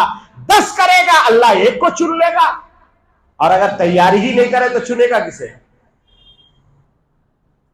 भाई कोशिश करेंगे तो ही आगे बढ़ेंगे ना। जब कोशिश ही नहीं करेंगे तो आगे कौन बढ़ेगा? सिर्फ हम जुमा सुरमा लगा करके, सफेद कपड़ा पहन करके, टोपी पहन करके मस्जिद आ गए, हक अदा होगा नहीं होगा? भाइयों हमारी जिम्मेदारी है हम एजुकेशन के मामले में, पढ़ाई के मामले में आगे बढ़े। शायद हमारी जिंदगी का सोचना बदल गया। हम ये सोचते हैं कि मेरा बच्चा किसी तरह एसएलसी कर ले और उसके बाद स्क्रैप का बिजनेस खोल के दूंगा। ये सोचना है आप लोगों का? स्क्रैप बेचने के लिए आए आप लोग? भाई हमारी जिम्मेदारी है। हम अगर अच्छे डॉक्टर देंगे तो हॉस्पिटलों में किडनियां चोरी नहीं होगी। वो अल्लाह को हाजिर नाजिर रख करके बच्चे आदमी का इलाज करेगा, गलत रिपोर्ट नहीं बनाएगा और पेशेंट को परेशानी में नहीं डालेगा। जो रिपोर्ट करना है उतना ही लिखेगा, आगे उसको कमीशन खाने के लिए झूठ मूठ का एमआरआई नहीं कराएगा। जब आपका बच्चा डॉक्टर बनेगा और अगर आप नहीं बनाओगे तो फिर नतीजा यही होगा कि जिंदगी भर हम जो है तबाही के मामले में जाते रहेंगे। तो मेरे भाइयों, मुझे बड़ा अफसोस हो रहा है। मैं तो खुशफहमी में था कि मेरे बहुत सारे बच्चे यहाँ पर जो है नीट की तैयारी कर रहे हैं, एमबीबीएस की तैयारी कर रहे हैं, मगर आप लोग में से कोई नहीं। कौन कौन अपने बच्चों को अगले साल पढ़ाएंगे? भाई पढ़ाएंगे, इंशाल्लाह पढ़ाएंगे। जो बच्चे अच्छा पढ़ते हैं उनको पढ़ाइए। जो बच्चे को देखना है तो उसके बचपन में देखो। कैसे देखना? बचपन में बच्चा बता देता है मैं क्या बन सकता हूं। आप छोटा सा बच्चे को देखिए, वो झुंगूर से खेलता है क्या, छिपकली को पकड़ता है क्या, चूहे को पकड़ के खींचता है क्या? अगर देखो इन चीजों से वो बच्चा खेल रहा है, समझो ये डॉक्टर बनेगा। कभी गौर किया इस पर? बनेगा नहीं। भाई आपको तो स्क्रैप बेचना है, आप क्यों वो सब देखोगे? बाप की जिम्मेदारी होती है कि बच्चों को बचपन में पहचाने। बच्चा क्या चीज से जो है अपने आप को देखे कि बच्चा कौन सा बच्चा ये काम कर रहा है। नहीं, उसमें उसको दिलचस्पी नहीं। बच्चा क्या कर रहा है? गिलास फोड़ रहा है, फिर उसको गोंद लगा के जोड़ रहा है, कुछ तोड़ फोड़ कर रहा है, हमेशा इसी चीज में लगा हुआ रहता है। खिलौना लाके दे, तोड़ दिया, फिर उसको जोड़ रहा है। समझो ये बच्चा इंजीनियर बनने के लायक है, इसको इंजीनियर बना। ये आपको करना होगा। आप उस बच्चे की जो है परवरिश करने वाले हैं। आप बचपन में उस बच्चे को पहचानिए। आप देखिए कोई बच्चा है उसको इन चीजों से कोई मतलब नहीं, वो आता है तो हर चीज को लेके वो बैट बल्ला की तरह घुमा रहा है। समझो ये क्रिकेटर बनेगा, इसको क्रिकेटर बना। वो भी तो हमारा काम है ना, मैदान भी हमारा, हर चीज में हमारी इमामत होनी चाहिए। अल्लाह तबारक व तआला ने फरमाया फस्तबिकुल खैरात, ऐ इंसानों तुम्हें आगे बढ़ने के लिए मैंने पैदा किया है, तरक्की करने के लिए पैदा किया। वही पुरानी चीजों में, घिसी पिटी चीजों में रहने के लिए पैदा नहीं किया। इसलिए मैं आप सबसे बहुत आजिजी के साथ गुजारिश करता हूं कि आप लोग अब तक नहीं किए कोई बात नहीं, मगर आइंदा इस साल जितने बच्चे, और हो सके तो मस्जिद के जिम्मेदारों से मैं कहूंगा कि आप एक लिस्ट बनाइए, एक डेटा बनाइए कि इस साल हमारे इस मस्जिद के इहाते में कितने बच्चों ने एसएलसी पास किया और उसका परसेंटेज कितना है, और उनमें से किन चीजों में, किन पार्ट में, किन सब्जेक्ट में ज्यादा नंबर हासिल किया है। सोशल साइंस में ज्यादा हासिल किया, मैथमेटिक्स में ज्यादा हासिल किया। जब आप इस तरीके से उन बच्चों का एनालाइज करेंगे तो आपको पता चलेगा कि इस बच्चे के अंदर जो है ये बनने की सलाहियत है। तो फिर आप उस बच्चे की गाइड कर करके उस बच्चे की रहनुमाई करें। इंशाअल्लाह बहुत कामयाबी के साथ आपके इलाके में डॉक्टर भी आ जाएंगे, इंजीनियर भी आ जाएंगे, आईएएस आईपीएस सब कुछ आ जाएंगे। मगर थोड़ा सा हमारे बच्चे बहुत तेज होते हैं, ये बात याद रखिएगा, बहुत तेज होते हैं। मुझे अभी 10-15 साल पुराना एक वाकया याद आ रहा है। बेलनसापुर यहाँ का एक गांव है और वो गांव बदनामे जमाना भी है। वो गांव को याद करते ही लोगों के दिमाग में आता है बैल खाने वाले, मारधाड़ करने वाले, नशेड़ा, शराबी, कबाबी। मगर वहां का एक बच्चा, पीयूसी फेल बच्चा, उसने अपने बाप के चेतक स्कूटर के इंजन को निकाल करके उसने हेलीकॉप्टर बना दिया और यहां की गवर्नमेंट ने उसे नौकरी दी। मालूम यह हुआ कि अगर आपका टैलेंट है, आप अगर तरक्की करना चाहते हैं तो गवर्नमेंट चाहे किसी की हो, किसी की भी हो, आपको जगह मिल जाएगी, मगर शर्त है कि आपके अंदर वो मुकाबले की सलाहियत होनी चाहिए, वो टैलेंट के लिए होना चाहिए, आपके अंदर वो जो है नुमाया किरदार अदा करने की सलाहियत होनी चाहिए। इसलिए मस्जिद हिरा के तमाम मुसलमानों से मैं गुजारिश करता हूं कि अपने बच्चों को पढ़ने लिखाने में आगे बढ़े, तभी आपको तरक्की मिलेगी। सिर्फ बिल्डिंगें बनाने से कामयाबी नहीं मिलती, बिल्डिंग आपका बच्चा भी बना सकता है। जिस बच्चे को आप बिल्डिंग बना के दे रहे हो, इस बच्चे को आप एजुकेशन दे दो, ये बच्चा आगे बिल्डिंग बना लेगा। अभी आपने एजुकेशन की पढ़ाई को रोक करके आपने बिल्डिंग बना के दे दी, कल ये बच्चा पढ़ना चाहे नहीं पढ़ सकता, इसलिए कि पढ़ने की उम्र खत्म हो गई उसकी। बहरहाल बात कहीं से कहीं निकल गई, जरूरी भी था, एनालाइज करना भी था। मैं तो सोच रहा था कि कुछ और है, मगर बहरहाल जो भी है, देर आए दुरुस्त आए। मैं आपसे गुजारिश करूंगा कि अपने बच्चों को पढ़ाइए लिखाइए इंशाअल्लाह। तो एक नंबर में नशेड़ी की मगफिरत नहीं, दूसरे नंबर में आइए, दूसरे नंबर में वालिदैन का जो नाफरमान होता है उसकी मगफिरत नहीं होती। वालिदैन का नाफरमान शख्स, उसकी मगफिरत नहीं होती। अल्लाह के नबी सल्लल्लाहु ताला अलैहि वसल्लम के दरबार में एक मामला आया, हजरत अलकमा रज़ी अल्लाह ताला अन्हु का। हजरत अलकमा, शॉर्टकट में सुना के बात खत्म कर दूंगा मैं इंशाअल्लाह बहुत जल्दी। हजरत अलकमा रज़ी अल्लाह ताला अन्हु का वाक़या आया कि आप मरजुल मौत में मुब्तला थे, मरने के करीब थे, और आप जानते हैं कि जिस बंदे का आखिरी कलाम ला इलाहा इल्लल्लाह नहीं, उसका ठिकाना सही नहीं है।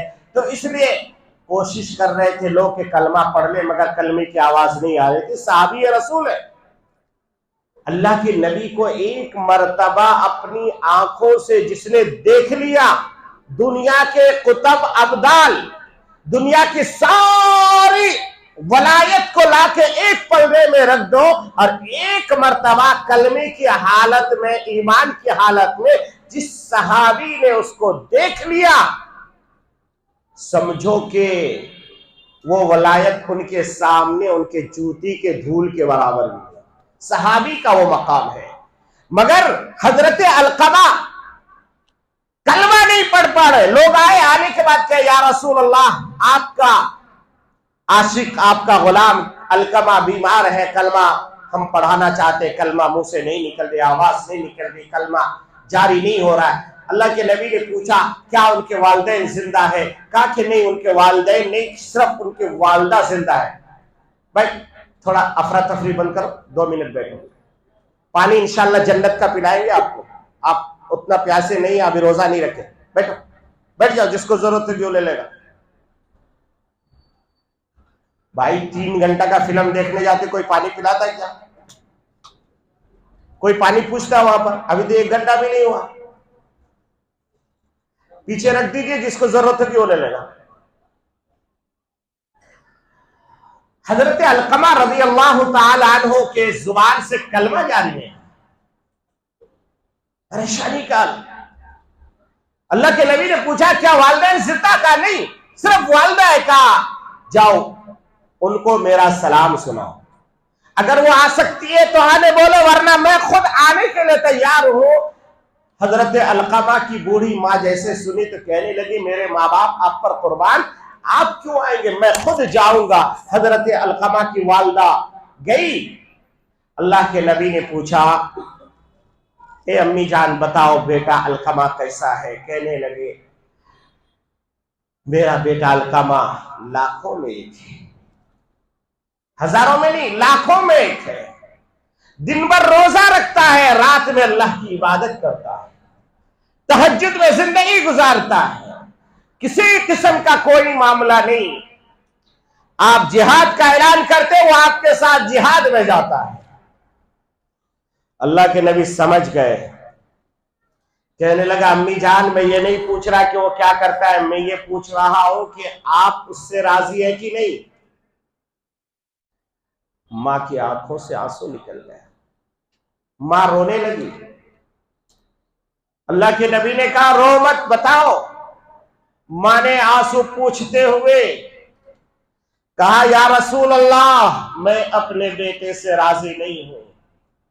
इसलिए कि जब उसके बीवी का और मेरा मामला आता है तो वह हमेशा बीवी का सपोर्ट करता है, मेरी बात नहीं सुनता। मुझे काफी तकलीफ दिया उसने, इसलिए मैं उससे राजी नहीं। अल्लाह के नबी ने कहा अलकमा का आखिरी वक्त है, उसको माफ कर दो। मां का दिल टूट गया, बिलक बिलक के रोने लगी। मां ने कहा या रसूल अल्लाह, आप मुझे मशवरा दे रहे हैं या हुक्म दे रहे हैं? कहा कि नहीं, मैं मशवरा दे रहा हूं। अल्लाह के नबी के जवाब पर वो अलकमा की वालिदा कहती या रसूल अल्लाह, मैं अलकमा को माफ नहीं कर सकती, उसने मुझे बहुत सताया है, मेरा दिल तोड़ा है, बीवी के सामने मेरी बेइज्जती की है या रसूल अल्लाह। अल्लाह के नबी ने हजरत बिलाल और हजरत अली से कहा कि जाओ लकड़ियां इकट्ठा करो, आग जलाओ, अलकमा को लाओ, उस आग में डाल दो ताकि अलकमा जल के राख हो जाए। मां रोने लगी, मां कहने लगी या रसूल अल्लाह, मैं उसकी मां हूं, मेरे सामने आप मेरे बेटे को जलाएंगे? अल्लाह के नबी ने कहा अम्मी जान, अगर मैं यहां नहीं जलाऊंगा तो अल्लाह जहन्नम की आग में अलकमा को जलाएगा, इसलिए मैं चाहता हूं कि मैं यहां पर जला दूं उसे।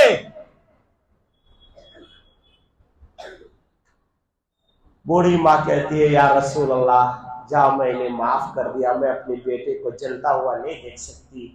ए अल्लाह के नबी, मैं माफ कर देता हूं, मैं माफ कर देता हूं। इधर मां ने माफ किया, उधर दौड़ते हुए सहाबी गया, जाके देखता है अलकमा बुलंद आवाज से ला इलाहा इल्लल्लाह मुहम्मदुर रसूलुल्लाह पढ़ करके दुनिया से रुखसत हो जाता है। औलाना गला है आपके इमाम साहब, बेहतरीन आलिम दीन है, ये खुद आपको बताएंगे, जिसका कलाम आखिरी कलाम ला इलाहा इल्लल्लाह, वो सीधा जन्नत में जाएगा। मालूम यह हुआ माँ बाप की नाराजगी जहन्नम में जाने का जरिया बन जाता है और माँ बाप की रजामंदी जन्नत में जाने का टिकट मिल जाता है। इसलिए मेरे नौजवानों, मेरे मुसलमान भाइयों, मेरे दोस्तों, अपने वालिदैन को हमेशा राजी रखने की कोशिश करो। अगर वालिदैन हयात से हैं तब, और अगर हयात से नहीं है तब क्या करेंगे? मैसूर रोड के कब्रिस्तान जाइए, वालिदैन के कब्र के पास पांव में जाके बैठिए, गरम गरम 2 आंसू के कतरे बहाइए, कहिए अम्मी जान, मैंने जिंदगी में तुझे बड़ा तकलीफ दिया, आज मुझे समझ में आया है कि मैं आपका गुनहगार हूं, मैं तौबा करके आया हूं। ए अम्मी जान, आप मुझे माफ फरमा दीजिए। हदीस पाक में आता है मां अपने कब्र से भी बच्चों को माफ कर दिया करती है, और जिनके माँ बाप राजी हो जाते हैं दुनिया में कभी उनको तकलीफ नहीं आती। दुनिया की सारी दौलतें आपके पास हो सकती है। हजरत अताउल्लाह शाह बुखारी रहमतुल्लाह अलैह का एक वाकया मशहूर है। हजरत मौलाना अताउल्लाह शाह बुखारी रहमतुल्लाह अलैह मुत्तहिदा हिंदुस्तान का, पूरे हिंदुस्तान का पहला अमीर शरीयत, उससे पहले कोई अमीर शरीयत नहीं बना है। सबसे पहला पूरे हिंदुस्तान का अमीर शरीयत हजरत मौलाना अताउल्लाह शाह बुखारी रहमतुल्लाह अलैह, जिनकी किरामत ये थी, इशा की नमाज पढ़ के तकरीर शुरू करते थे और फजर की अजान पर तकरीर आपकी खत्म होती थी, और सारे लोग वजू के साथ बैठते थे, अजान होती थी, मुसल्ला बिछाते थे, नमाज पढ़ करके दुआ करके तकरीर खत्म हो जाती थी। वो अताउल्लाह शाह घर गए, देखा मां सो रही है, मां का तलवा नजर आ रहा है। अताउल्लाह शाह बुखारी रहमतुल्लाह अलैह अपनी जुबान से मां का तलवा चाट रहे, ऐसे चाट रहे। मां की आंख खुल गई। मां की आंख खुलते ही मां ने कहा, बेटा तो हिंदुस्तान का अमीर शरीयत है, मेरे पाँव को मत चाट, मुझे शर्म आ रही है। अताउल्लाह शाह बुखारी रहमतुल्लाह अलैह फरमाते हैं, अम्मी जान मैं तेरे पाँव को नहीं चाट रहा हूं, अपनी जन्नत को चाट रहा हूं, अपनी जन्नत को चाट रहा हूं, इसलिए कि मेरे आका मोहम्मद अरबी सल्लल्लाहु अलैहि वसल्लम ने फरमाया माँ के कदम के नीचे जन्नत है। मैं हुजूर के हदीस पर अमल कर रहा हूं, अपनी जन्नत को चाट रहा हूं। नौजवानों, अगर अल्लाह ने आपको सलाहियत दी, जवानी दी, माँ बाप को कभी डांट टपट मत करना। अल्लाह ने माँ बाप का मकाम फरमाया, वक़ज़ा रब्बुका अल्ला ताबुदू इल्ला इय्याहु व बिल वालिदैनि इहसाना इम्मा यबलुगन्ना इंदकल किबरा अहदुहुमा औ किलाहुमा फला तकुल लहुमा उफ। क्या अल्फाज, कुर्बान जाओ कुरान पर, कितना प्यारा अल्फाज। अल्लाह ने कहा, ऐ लोगों, जब तुम नमाज से फारिग हो चुको तो अब तुम्हारे ऊपर जिम्मेदारी तुम्हारे वालिदैन की खिदमत करो, और वालिदैन में से दोनों अगर बूढ़ा हो जाए तो वाह सुभान अल्लाह, और दोनों में से एक है एक नहीं है तो फिर याद रखना, वला तकुल लहुमा उफ, उनके सामने जुबान दराजी तो बहुत दूर की बात, गाली गलौज तो बहुत दूर की बात, ऊंची आवाज तो बहुत दूर की बात, उफ तक मत कहना। जो कहा समझ में आया तो सही, नहीं आया तो सही, आमन्ना व सद्दकना, आपने जो कहा उस पर मैं मानूंगा। वला तकुल लहुमा उफ, कहा कि उसके सामने उफ तक मत करो, बल्कि अपने दोनों बाजू को, क्या कुरान के नक्शा फरमाया। जैसे परिंदे के बच्चों को आपने देखा, जब माँ आती है तो दोनों बाजू ऐसे ऐसे ऐसे ऐसे हिलाते हैं। कहा जैसे अपने परिंदे को, बाजू को बच्चे हिला हिला के माँ के तरफ जो है रहमत की भीख मांगते हैं, खाना मांगते हैं, ऐसे ही अपने वालिदैन के सामने दोनों बाजू को झुका दो, उसको टाइट करके उसको जो है डांट टपट करने की कोशिश मत करो। जनाहस्सुल्ल मिनर रहमा वकुर रब्बिरहमहुमा कमा रब्बयानी सगीरा। अल्लाह ने फरमाया कि इंसानों, फिर तुम्हारी जिम्मेदारी यह है कि अल्लाह से कहो कि अल्लाह, मेरे माँ बाप ने जिस तरीके से मुझे बचपन में पाला था, अगर नाक दबा देता तो मैं मर जाता, एक घोट नमक का पानी पिला देती माँ तो मैं मर चुका होता, सर्दी के मौसम में मुझे कंबल न देती तो मैं मर चुका होता। अल्लाह, जिस तरीके से मेरी माँ ने मेरी परवरिश की है, इसी अंदाज से आप भी उनके साथ रहमत का मामला करना, मग़फ़िरत का मामला करना, कोई उनकी पकड़ न करना। बहरहाल बात काफी लंबी हो गई। आइए मैं मेरे आका मोहम्मद अरबी सल्लल्लाहु ताला अलैहि वसल्लम के आखिरी दिन की कुछ बातें सुना के अपनी बात खत्म करूं। हजरत सैयदना अबू बकर सिद्दीक रदियल्लाहु ताला अन्हु खलीफतुल मुस्लिमीन है। हजरत आयशा एक दिन दो नए कपड़े लेकर के अब्बा के घर गई। बस 5 मिनट और बैठ जाइए, सब्र कर लीजिए, फिर दुआ हो जाएगी। हजरत आयशा 2 नए कपड़े लेकर के अपने बाप के घर गई और कहने लगी, अब्बा हुजूर, जिंदगी तो आपके पेबंद लगे हुए कपड़ों से गुजर गई, कभी आपने नए कपड़े पहना नहीं। आपके कुर्ते में 17 पेवन लगे हुए होते थे और खलीफतुल मुस्लिमीन है। ऐ अब्बा हुजूर, आज मैं एक दरखास्त लेके आई हूं, आप इसे कबूल फरमा लें। कहा बेटी क्या है? तो 2 बगल से कपड़े निकाल करके हजरत आयशा अपने बाप को हदिये में देती है कि अब्बा हुजूर, ये दोनों चादरें मुझे हदिये में आई है, आप इसे कबूल फरमा लीजिए, और जब आपका इंतकाल हो जाए तो कफन में आप ये नए कपड़े इस्तेमाल कर लीजिए।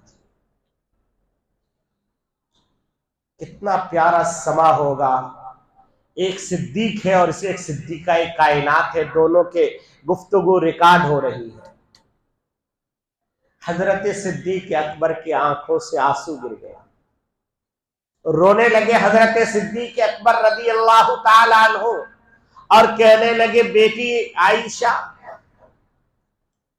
दो जहां के सरदार, रहमतुल लिल आलमीन, शफीउल मुज़नबीन, ताहा व यासीन, मुज़म्मिल व मुदस्सिर, जिनके लिए ये सारा जहान बनाया गया, जमीन बिछाई गई, आसमान सजाया गया, जन्नत के हूरो गिलमान को बनाया गया। अल्लाह खुद कहते हैं कि अगर मुझे मोहम्मद को बनाना ना होता तो न जमीन बनाता, न आसमान बनाता, न सूरज सजाता, न चांद चमकाता, न ये फूल लहलहाते, न समंदर जो है समंदर में मौजज़न होता, कुछ नहीं होता, सिर्फ मैं होता और मैं होता। सिर्फ मैं अपना तारुफ कराने के लिए मोहम्मद को बनाना था, इसलिए सारा जहान को मैंने सजा दिया। फरमाया सिद्दीक अकबर ने, बेटी तेरे घर में नबी के आखिरी अय्याम गुजरे हैं। ए बेटी जरा ये बताओ, हुजूर जब इस दुनिया से जा रहे थे उनके जिस्म में कौन सा लिबास था? कौन सा लिबास था? ए आयशा, हुजूर का जब इंतकाल हुआ तब हुजूर का जो लिबास था उसमें कितने पेवंद लगे हुए थे और इन पेवंद को कौन गिना था? मां आयशा की आंखों में आंसू आ गया। मां आयशा रोने लगी, रोते हुए कहने लगी, अब्बा हुजूर का जब इंतकाल का दिन था उससे कुछ वक्त पहले मेरे भाई अब्दुर्रहमान बिन अबी बकर आए। उनके हाथ में एक छोटी सी छड़ी थी, यानी लकड़ी थी। मेरे आका सल्लल्लाहु अलैहि वसल्लम उसको बार बार देख रहे थे, बार बार देख रहे थे। मैंने इशारे से मेरे आका से पूछा, या रसूलुल्लाह, क्या आप उसको लेना चाहते हैं? अल्लाह के नबी ने इशारे से कहा, हाँ मैं लेना चाहता हूं। मैंने उस भाई को करीब बुलाया। ये अब्दुर्रहमान इब्ने अबू बकर कौन है? ये हुजूर के साले हैं। हुजूर पाक सल्लल्लाहु अलैहि वसल्लम के साले के हाथ में एक छड़ी क्या थी? वो एक मिसवाक। हजरत आयशा ने वो छड़ी ली, वो मिसवाक लिया और लेके हुजूर को दिया। हुजूर चिबाना चाह रहे थे, हुजूर के दांतों में वो ताकत नहीं थी कि चिबा सके। क्यों? हुजूर कई दिन से बीमार थे, चला नहीं जा रहा था, बेहोशी पर बेहोशी आ रही थी, मगर मिसवाक से इतनी मोहब्बत थी कि आखिरी वक्त में भी मिसवाक करना चाहते थे। आज उम्मत मिसवाक को भूल चुकी है। मां आयशा फरमाती है, मैंने मिसवाक को लिया, हुजूर को दिया, हुजूर चिबा न सके। मैंने अपने दांतों से उस मिसवाक को चिबाया और चिबा करके जब वो नरम हो गया तो मैं हुजूर को देने लगी, मगर मुझे ख्याल आया कि उसमें थूक मेरा लगा हुआ है और हुजूर के मुंह में ये थूक कैसे जाएगा? मैं पानी से धोना चाहिए तो हुजूर ने मना फरमाया और कहा कि आयशा, तेरा थूक लगा हुआ मिसवाक मुझे दे दो, ताकि कयामत तक आने वाले औरतों से ये कहा जा सके, अरे हुजूर जो दुनिया से गए हैं, एक औरत का थूक मुंह में लेकर के दुनिया की तमाम औरतों का मकाम और मर्तबा बुलंद करके इस दुनिया से तशरीफ ले गए। आज दुनिया वाले कहते हैं इस्लाम औरतों का मकाम नहीं देता। इससे बुलंद और बाला मकाम औरतों को और क्या दिया जा सकता है? मेरे आका सल्लल्लाहु अलैहि वसल्लम आखिरी वक्त में कहा कि इसको मत दो, ऐसे ही दो। अल्लाह के नबी ने ऐसे ही मिसवाक किया, कमजोर कमजोर हाथों से। अल्लाह के नबी का आखिरी वक्त आ गया, मां आयशा ऐसे बैठी हुई थी, अल्लाह के नबी ने ऐसे टेक लगाया और रूह परवास कर गई, इस दुनिया से चले गए। मां आयशा ने उनको लिटाया, एक चादर ऐसे उड़ा दिया और दरवाजे से थोड़ा सा पर्दा को सरकाया तो उधर से सारे सहाबा दीवानी के तरह इंतजार में थे। हजरत बिलाल हबशी दौड़ के आए आके कहने लगे, अम्मी जान बताइए मेरे आका कैसे है, मेरे आका की हालत कैसी है। अम्मी जान की चीख निकल गई, कहने लगा, बिलाल आज पूरी उम्मत यतीम हो चुकी है, अब मेरे आका दुनिया में नहीं रहे, मेरे आका दुनिया से जा चुके हैं, जाओ मदीने में ऐलान कर दो, जाओ उम्महातुल मोमिनीन को बता दो। हजरत बिलाल बेहोशी के आलम में ऐलान करते हैं। सबसे पहले हुजरे अनवर में जो दाखिल होती है वह हजरत उम्मे सलमा रज़ी अल्लाह ताला अन्हा और हजरत उम्मे हफ्सा रज़ी अल्लाह ताला अन्हा, ये दोनों सहाबिया, ये दोनों उम्महातुल मोमिनीन है, ये पूरी उम्मत की माँ है। ये दोनों दौड़ के आती है, हुजरे अनवर में दाखिल होती है। अल्लाह के नबी सल्लल्लाहु अलैहि वसल्लम आराम फरमा रहे हैं। हजरत उम्मे सलमा सबसे पहले चादर मुंह से हटाते हैं, चेहरे अनवर को बोसा देती हैं और बोसा देने के बाद अपने हाथ को ऐसे ऐसे ऐसे ऐसे करके खींचते हुए यहाँ सीने तक ले आती है और फिर यहाँ हाथ को रख करके कहती है, माँ उम्मे सलमा कहती है, ऐ मेरे सरदार, ऐ मेरे शोहर मोहतरम, आप तो चले गए, हमें किनके हवाले करके गए, अब उम्मत का क्या होगा। रोती रही। हजरत सिद्दीका ने कहा, ऐ उम्मे सलमा ऐसी बातें मत करो, मेरे आका अभी अभी इस दुनिया से रुखसत हुए हैं। मैं आपको जो बताना चाह रहा हूँ, हजरत उम्मे सलमा खुद फरमाती है, यह हाथ जो मैंने यहाँ से यहाँ तक लाने के बाद मैं उसके बाद 10 साल जिंदा रही। इस हाथ को मैं जब भी सूंघती मेरे आका सल्लल्लाहु अलैहि वसल्लम की खुशबू मुझे महसूस होती। मरते दम तक हुजूर की खुशबू इस हाथ से नहीं गई। लोगों, नबी का पसीना अगर हाथ में लग जाए तो खुशबू न जाए, अगर नबी की सुन्नतें हमारी जिंदगी में आ जाए तो क्या हमारी जिंदगी में खुशबू नहीं आएगी? यकीनन आएगी। शर्त यह है कि हम नबी के सुन्नतों को अपने जिंदगी में सजा ले, संवार ले। तो बता रहा था, हजरत आयशा से हजरत सिद्दीक अकबर ने पूछा, बेटी बताओ जरा हुजूर कैसे थे, हुजूर का मामला कैसा था, हुजूर जब इस दुनिया से गए थे तुम मेरे पास नई चादर लेके आए हो, हुजूर को कौन सी चादर में तुमने देखा? आयशा कहती है, या रसूल अल्लाह। उसके बाद उम्मे सलमा के बाद हजरत उम्मे हफ्सा ने चादर को खींचा और फिर ऐसे ऐसे करने के बाद पाँव तक ले गई। तो मैंने कहा, ऐ हफ्सा क्या कर रही हो? तो हजरत उम्मे हफ्सा हजरत हफ्सा रज़ी अल्लाह ताला अन्हा कहती है, ऐ आयशा, मैं जिस्म पे हाथ नहीं फेर रही हूँ, मैं मेरे नबी पाक सल्लल्लाहु अलैहि वसल्लम के आखिरी चादर में लगे हुए पेवन को गिन रही हूँ। मेरे आका सल्लल्लाहु अलैहि वसल्लम जिस चादर में इंतकाल फरमाए उस चादर में 17 पेवन लगे हुए थे। मेरे यारों, 17 पेवन के साथ इस दुनिया से मेरे नबी रुखसत हुए हैं। मेरे आका सल्लल्लाहु ताला अलैहि वसल्लम के इस पेवन को हजरत हफ्सा ने गिन के बताया। हजरत सिद्दीक अकबर ज़ारो कतार रोने लगे, रोते हुए कहने लगे, ऐ बेटी, तेरा शोहर मेरा नबी दुनिया से 17 पेवन के बाद जाए और मैं नया लिबास पहन करके दुनिया से जाऊं, मैं अपने नबी को क्या मुंह दिखाऊंगा? ऐ बेटी, इस लिबास का मैं हकदार नहीं, इस लिबास को मदीने के किसी यतीम को दे दो, किसी गरीब को दे दो। हजरत सिद्दीका रज़ी अल्लाह ताला अन्हा रोते रोते बुरा हाल हो गया। इसी आलम में हजरत सिद्दीका चादर लेके वापस गई और मदीने के किसी गरीब को वो चादर दे दी गई।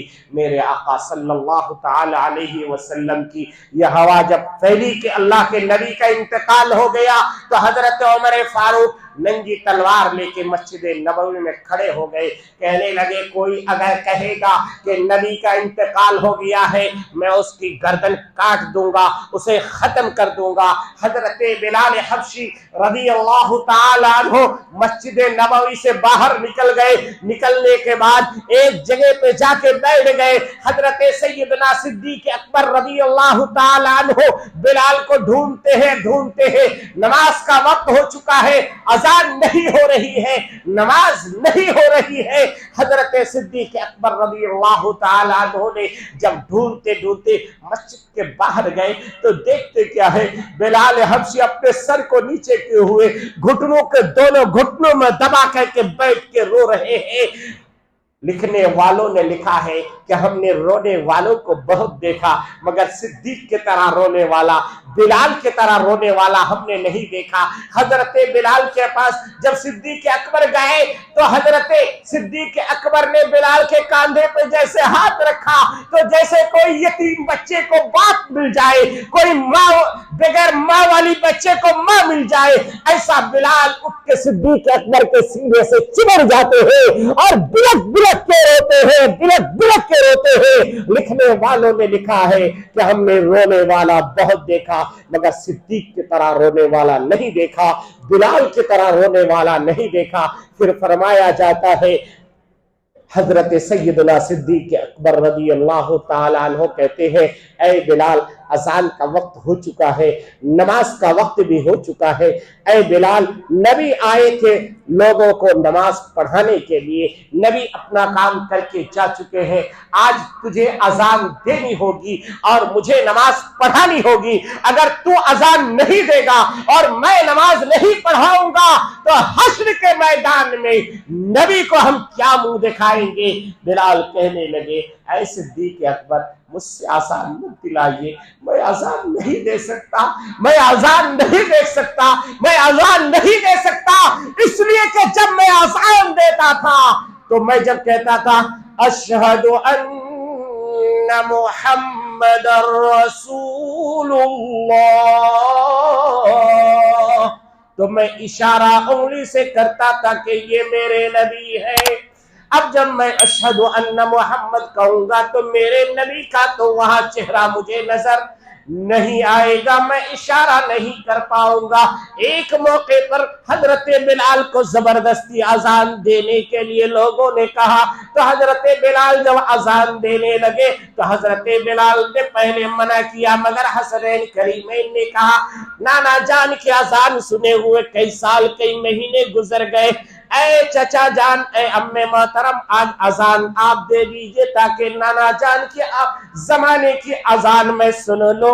हजरत हसनैन करीमैन की जो दरखास्त को हजरत बिलाल मना नहीं कर सके, इसलिए फरमाया जाता है कि हजरत बिलाल खड़े हुए अजान देने लगे, अल्लाहु अकबर अल्लाहु अकबर, अशहदु अल्ला इलाहा इल्लल्लाह, और जब पहुंचे अशहदु अन्ना मुहम्मद, तो बेहोश होकर जमीन पे गिर गए।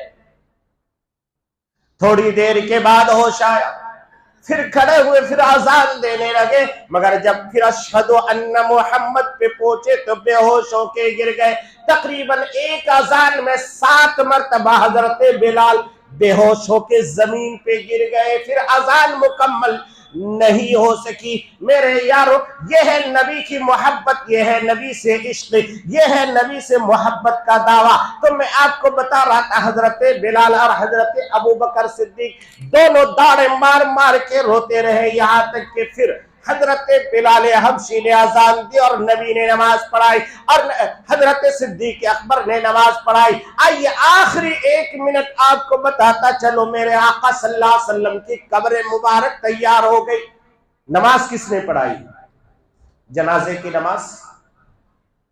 याद रखना, नबी जब दुनिया से जाते हैं उनकी जनाजे की नमाज कोई नहीं पढ़ाता, सब तन्हा तन्हा नमाज पढ़ते हैं। सब घुसते थे एक एक दो दो करके और दुआ करके निकल जाते थे। कब्र में रखने की बारी आई, सहाबी आए, रखने लगे। एक छोटे सहाबी जिनकी कोई हदीस मनकुल नहीं है, सिर्फ एक हदीस उनसे मनकुल है, हजरत सकरान रदी अल्लाह ताला अन्हु। हजरत सकरान नाम याद रखेंगे इंशाल्लाह। शबे कदर में अगर अल्लाह ने हयात रखी तो फिर पूछूंगा भी आप लोगों से, हयात रखी तो आप लोग बुलाए तो, है ना, नहीं तो नहीं। हजरत सकरान रदी अल्लाह ताला अन्हु एक छोटे साहबी है, गुमनाम साहबी, कोई नहीं पहचानते उनको।